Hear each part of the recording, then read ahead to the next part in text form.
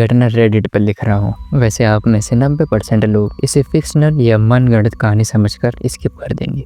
खैर, आप ऐसा करें भी क्यों ना, क्योंकि आधा रेडिट इन्हीं चीज़ों से भरा पड़ा है। लेकिन ये इन सब से कुछ और है, कुछ अलग, एक ऐसी घटना जिसे मैं आज भी याद करता हूँ तो सहम जाता हूँ। चलिए अब कहानी की शुरुआत करते हैं। ये करीब 3 साल पहले की बात है। मैं रोज़ाना की तरह अपने काम से लौट रहा था। मैंने समय से 10 बजे अपनी ट्रेन पकड़ी, लेकिन आज मुझे कोई बैठने के लिए सीट नहीं मिली, इसलिए मुझे गेट के पास खड़ा होना पड़ा। वैसे मैंने आपको अपने बारे में कुछ बताया नहीं। मेरा नाम क्रिस्टोफर है, मैं 26 वर्ष का हूँ। और ये बात तब की है जब अमेरिका कोरोना काल से उभरा ही था। खैर, मैं भी उन्हीं लोगों में से था जो अपनी नौकरी गंवा चुके थे और मुझे अभी एक अपॉर्चुनिटी मिली थी, लेकिन वो बहुत दूर शहर में जाकर थी।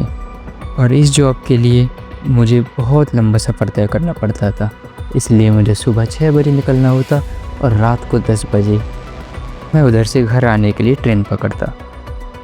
लेकिन मैं कर भी कह सकता था और कुछ चारा नहीं था। खैर, अब वापस स्टोरी पर आते। वहीं गेट के पास मेरे अलावा 2 लड़के और एक बुजुर्ग आदमी खड़ा था। वो दोनों आपस में अपनी ही बातों में मगन थे और खूब ज़ोर ज़ोर से हंस रहे थे। वो बुजुर्ग भी उन्हें देख रहा था और मुस्कुरा रहा था, लेकिन कुछ बोल नहीं रहा था। मैं भी चुपचाप वहीं खड़ा रहा। खैर, मेरा क्या था, मुझे तो आखिरी स्टेशन पर उतरना था क्योंकि मेरा घर वहीं था। वैसे यहाँ 5 स्टेशन थे और मुझे 5वें स्टेशन पर उतरना होता था, क्योंकि वहीं एक छोटे से गांव में मेरा घर था। और तब तक ट्रेन पूरी खाली हो जाती थी, क्योंकि उस आखिरी गांव से मैं ही आता था। खैर, धीरे धीरे जैसे स्टेशन गुजरे, लोग उतरने लगे और आखिर में बस हम चारों बचे। मैं, वो 2 लड़के और वो बुजुर्ग। वो लड़के भी चौथे स्टेशन पर उतरने लगे और वो बुजुर्ग भी उनके पीछे उतरा। लेकिन अचानक उसने मेरी तरफ देखा और थोड़ा मुस्कुराने लगा और वापस ट्रेन में चढ़ गया।